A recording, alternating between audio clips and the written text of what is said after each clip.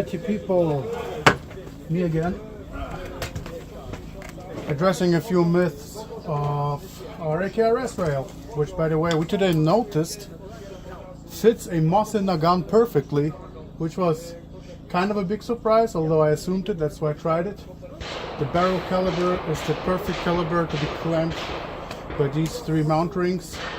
The distance to the feed tray is perfect, so you can still use stripper clips if you have a red dot on your Mosin, or some sort of, I don't know, Wehrmacht style speed assault with your repeating rifle. Anyways, but if you put a scope on there, you use the speed, you lose the speed, you lose the ability to feed stripper clips into the Mosin, but you can still do it manually, but you have your perfect eye relief.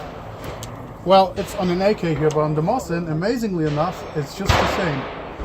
Perfect distance, perfect height. Anyways, and you might notice I don't got a handguard on here because our friends that have bought a few of these rails from us, they have bought WBP tactical AKs. Well, AKs to make them tactical. And they bought some, well, I don't even know what it is. There is no manufacturer on it. A plastic handguard that of course will obstruct the grenade launcher, because for some reason they think it's cool to make such a high Picatinny rail on here. Anyways, first of all, mounting this bad boy.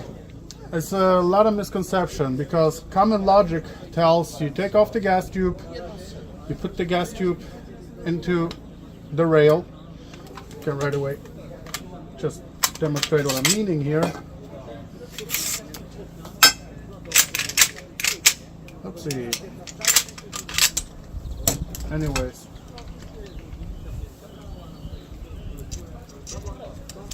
so common logic is you have your gas tube, even though it's open, it's still so hard to get them off.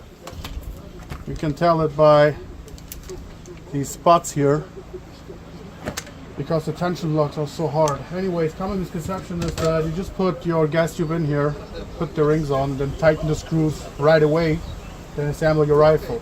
It's a misconception because it's actually common logic, but it's not common logic to put something working that is sub-mod and mil-spec on a fucking AK. Come on. So this is why you can't use common logic and common sense here.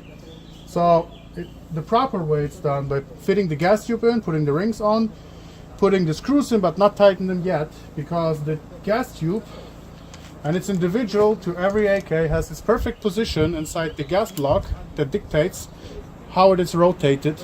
Sorry, not the gas block, the sight block.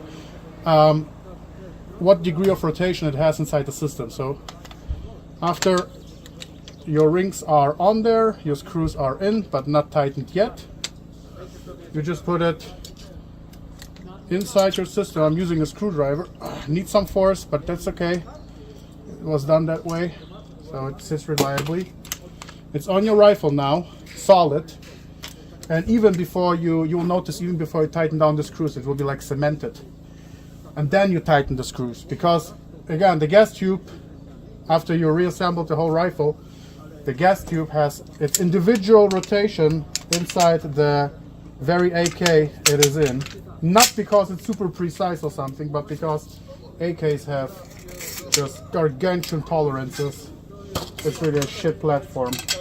Anyways, and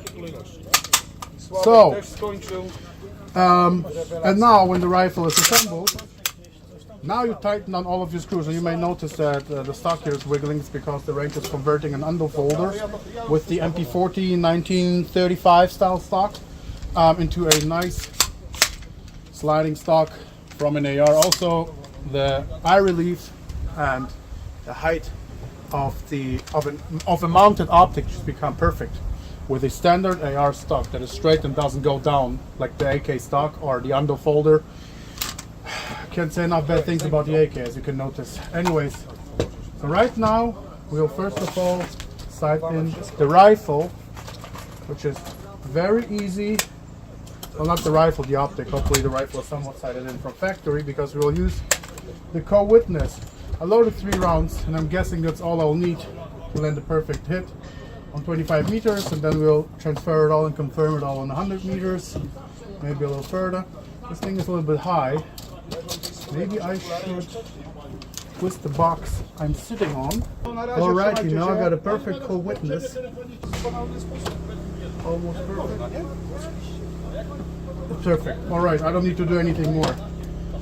So, what I'm doing now is I'm picking a distinct point on the paper, putting a round into it.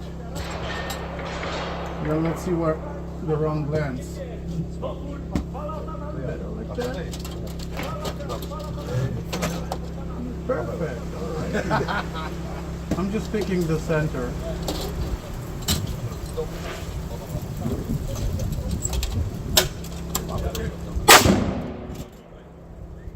Let me zoom in. Alright, so I picked the center, flew into the head. Looks like the 100 meter mark on this particular rifle is not perfect because I perfectly co-witnessed to the optic, and let me see. I got 100 meters. Anyways, that's not a big problem. Now I put the optic back on where I had it. Let me see where it's up. Up is counterclockwise. Again, I'm not a big sniper. I'm more the volume of fire guy. Now try to hold as still as possible. I'll just move my cross to where the hit landed.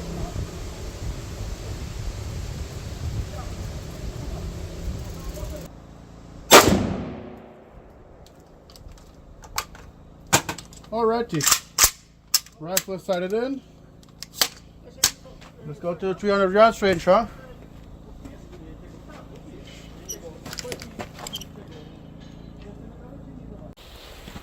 Real quick to get back to this whole Picatinny handguard grenade launcher situation. What Picatinny handguards work and do not work for war. Spoiler, almost none of them. But let's say you have a standard AK issued. You tack it up, you got a GP25 underbarrel grenade launcher, and you tacked it up the wrong way. Your grenade launcher doesn't fit anymore. The Picatinny rail is in the way, and so in the front it would fit perfectly well. Alrighty, but as you can see, now it's on.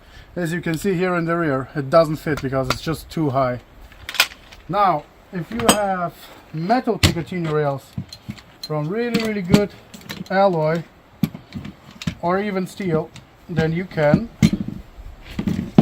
use a M320 underbarrel grenade launcher on an AK. It works. Would be something kind of like this, but not with a plastic one.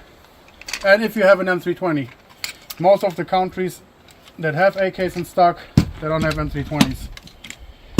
So, kind of bullshit. Anyways, that's what I wanted to emphasize real quick here.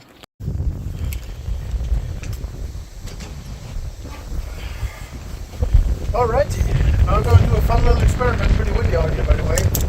You might ask yourself, why the heck we do have such a tacked up GWAT Call of Duty, I don't know how to call it, but why we do have such an AK with a missing handguard. I told you already why. It's a standard package Picatinny tuning handguard from plastic that the guys bought, and it doesn't fit your grenade launcher. But why do we have grenade launcher, pack module, 4x32 I guess it is, 4x24 maybe, I don't know. The badass M4 stock that doesn't fit snugly anyways. Because we just want to put as many handicaps as possible in these rifles. Maybe there is somebody running around with it like this, but you know, this is for all the free-floating handguard guys out there, just to emphasize that at least on an AK platform it doesn't do much of a difference. There's some difference, but not much of a difference when you have a heavy GP25 grenade launcher, complete this balance, as you can see, and a rail like ours. But now we're going to do a fun little experiment. So I'm going to do 3 rounds on a target down at 300 yards. You can see it here. It's a 50 centimeters gone, and or 60. Don't hang me up on it. Then I'll disassemble the rifle, including the gas tube. Let's assume we had a full day of fighting and need to clean up the gas tube, so our trusty gas rod doesn't get stuck in the clogged up gas tube or gas port. But then we'll reassemble it and see if we still hit 300 yards, right? That will be fun. Let's do it.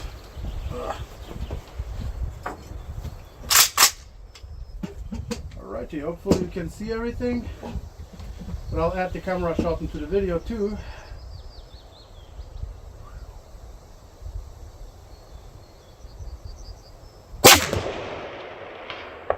That was a hit. Need to fit in my shells properly. Never mind.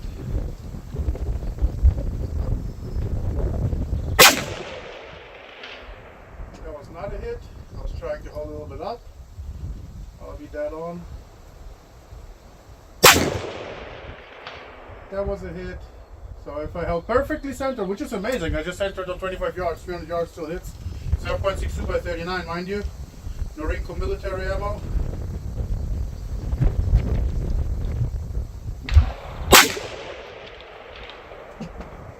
I'm not sure, but I guess we got all 3 rounds. Now let's disassemble. And let's see, I'm not sure if it's which type of military ammo it is. It's got a red belt. Likely steel core, soft jacket or something. Anyways, I forgot my tooling on the other range, so I'll take my trusty old drum bit for it.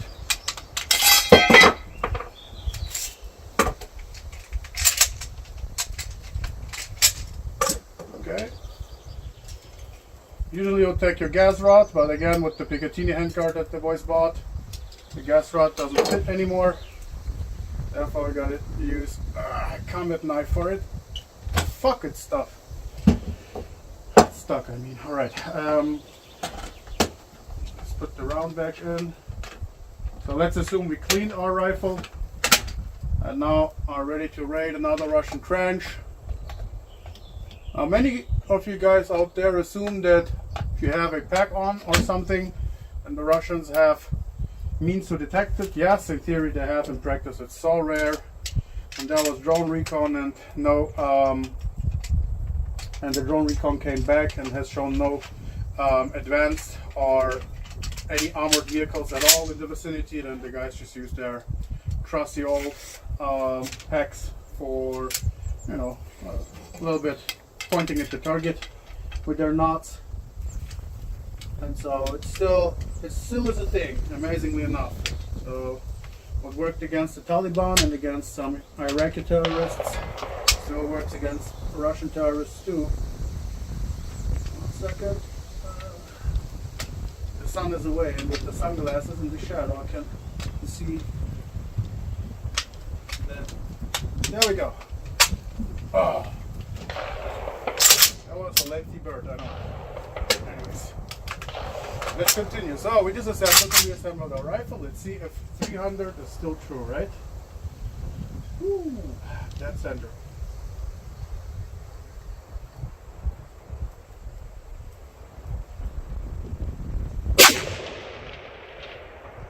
That was a hit, I guess.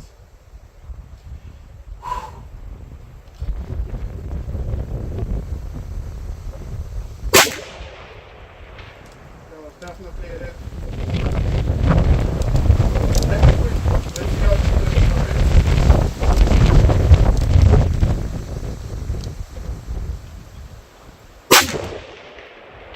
Not at all, still a hit.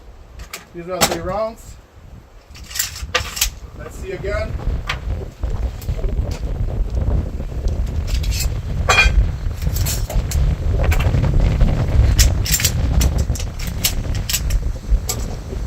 A lot of misconceptions with the system, unfortunately, but I can understand that.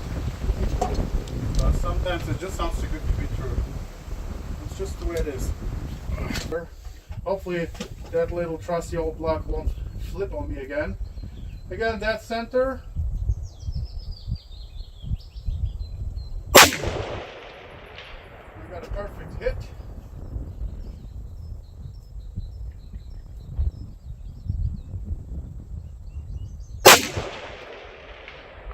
That was a perfect hit.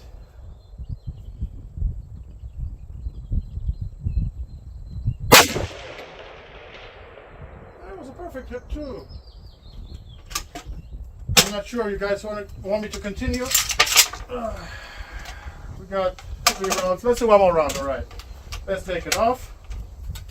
Let's actually smack it around a little bit, right? Let's make it around. I got a bottle of water here. That'll be fun too. Alrighty.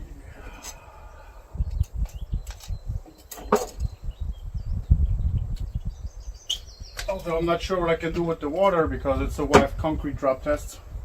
Not this exact same, but a rail out of this series. The critic in Ukraine has dropped it multiple times against concrete, and it held up. I'd say let's get the water. Let's make it up a bunch of times. All right.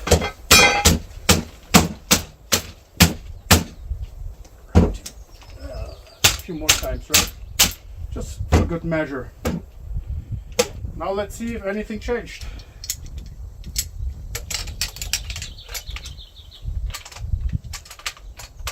I see you guys writing these hits with the bottle are not hard enough.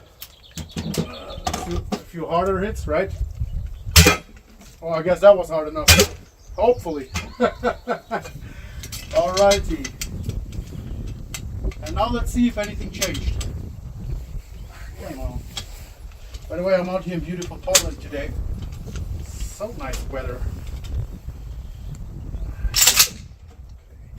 The stock, by the way, I start noticing it's ever more and more loose. Not a big issue on these distances. Again, I'll hold just dead center. Let's see if after another disassembly and reassembly and smacking up with the 2-liter bottle, 1.5 liter bottle, anyways, anything changed.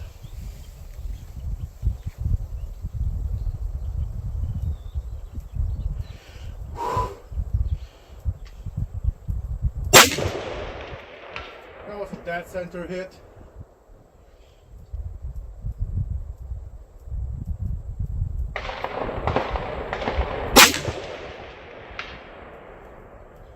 That was a dead center hit too.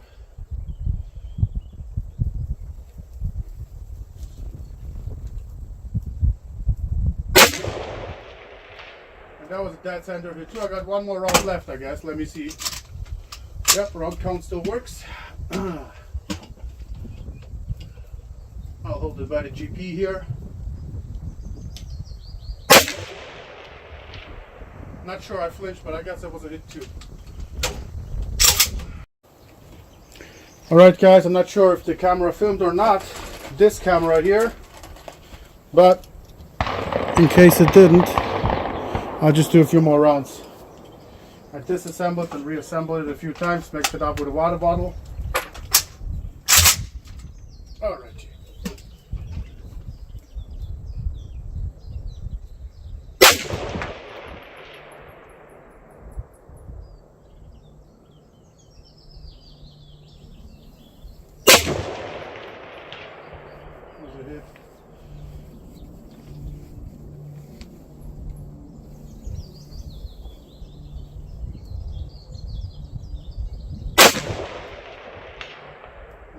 Two.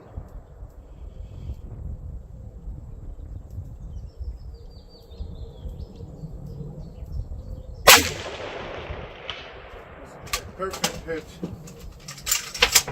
Take a look at the stock, by the way. It just rotates the hell out of me. Alright. Work is hard. Let's see if this one is still filming. Amazingly enough, it is. Let's disassemble it again, maybe smack it up again. That's some sticky business here. So flush. Anyways, rifle cleaned, let's assume. Let's reassemble it back together. Okay.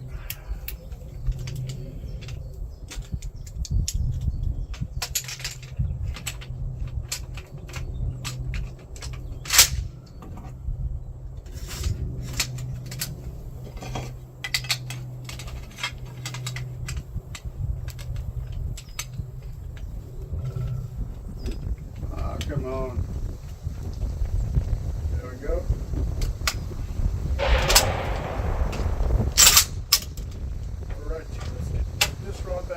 magazine. Let's actually again smack it up. I'm not sure if this camera films or not, but let's smack it up. So here we got 1.5 liter fuel. All right, one more time. Hopefully that was good enough.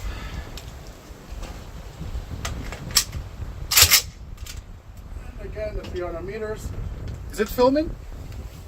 I think yes. Alrighty.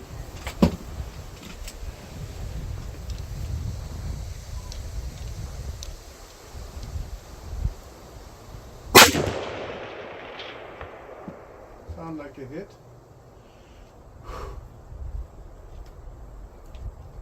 That was definitely a hit.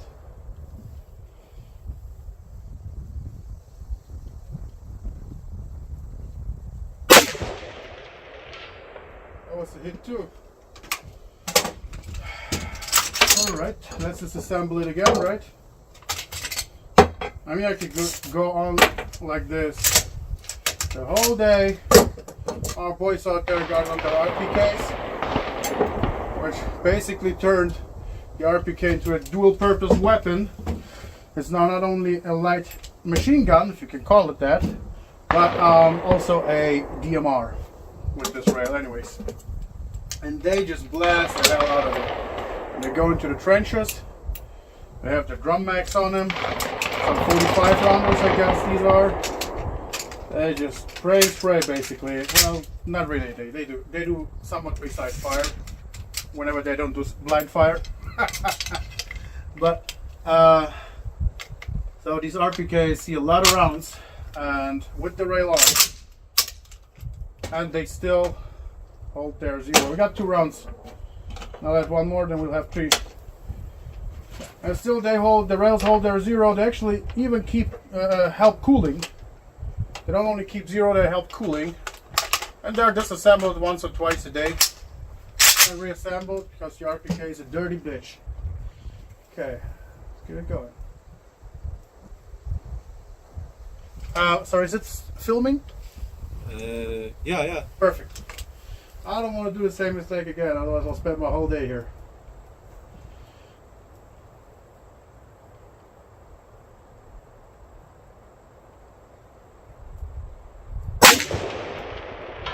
That was a wonderful hit, man.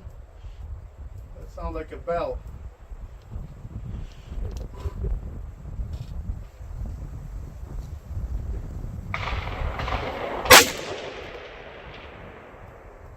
Not sure what this was. Anyways, maybe this was me, maybe not. Oh, it's getting windy.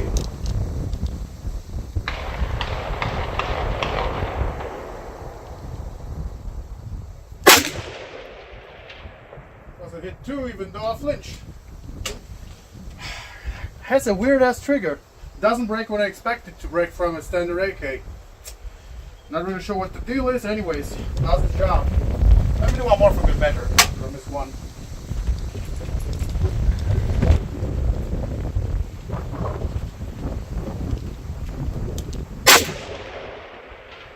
That was a perfect hit. Guys want me to continue? I'm guessing that says it all, right?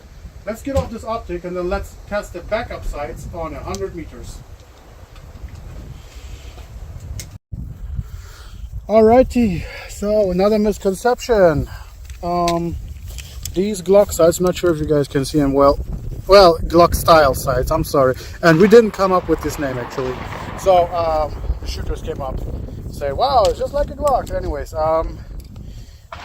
myth number 3 by now, I guess it is that these are not sighted in at 100 meters. I use this piece of paper to block my factory sights on the AK, so I'll be able to use only the backup sights that we have made. And you can see it right here in the camera. That over there, ladies and gentlemen, is a slightly less than 100% torch size target. I never tried this one, but I'm pretty certain that this will work too. So let's just see how it works out using the Glock sights only. Alex, Yep. you cover your camera. Oh, I'm sorry. Oh. Thanks a lot.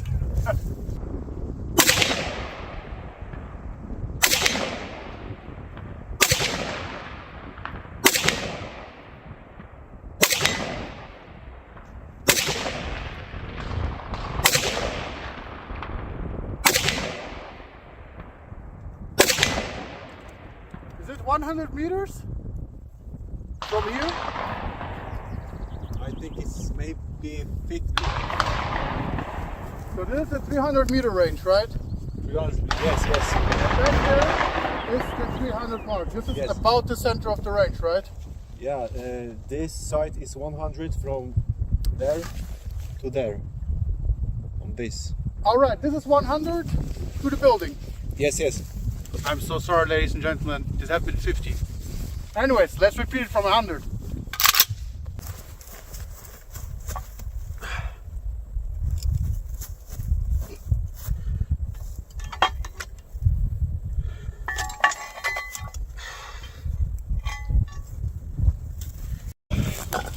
Alrighty, ladies and gentlemen, we're at the 200-yard mark, meaning that it's meters. 200 meters mark. That's the 200. Back there is 100, and then the hut. So we're 200 meters away from the shooting stand. And over there, the gong, which is 60, so about the diameter of a grown-up human's torso. We will now test, because actually on 50 the hits have been amazing. On the, I don't know, it's maybe a 50% torso, I'm not sure, because it's just about 25 centimeters in horizontal diameter. So horizontally it's 25 centimeters, so it's smaller than a human torso, and it's white, and I got white contrasting sights here, and so white on white doesn't contrast. And I got a super spacey, this is a Space H sight block. It blocks your sight. Alrighty, let me get my setup together. I'm an old man.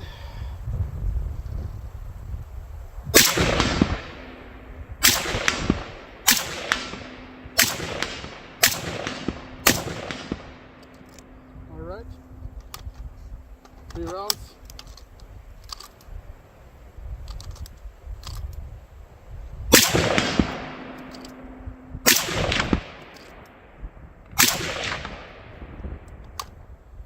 Not sure about the remaining 3. Sounded like it. The remaining 3, the last 3. 1 hit, 2 not. 1 was a hit, 2 was not. All right. Anyways, so myth number 3 or 2. I didn't count. I don't care. The Glock sights don't work on 100 meters. They work on 20 to 50. The GLOCK-Style sights, again, they do work. The little guy over there, I'll show you his size. It's about half my torso size. He was just battered on 50 meters. And this gun over there, which is about the size of a fat guy's torso, I would say. Is bigger than me, but not much. He got battered on 100 meters too. Looks satisfying.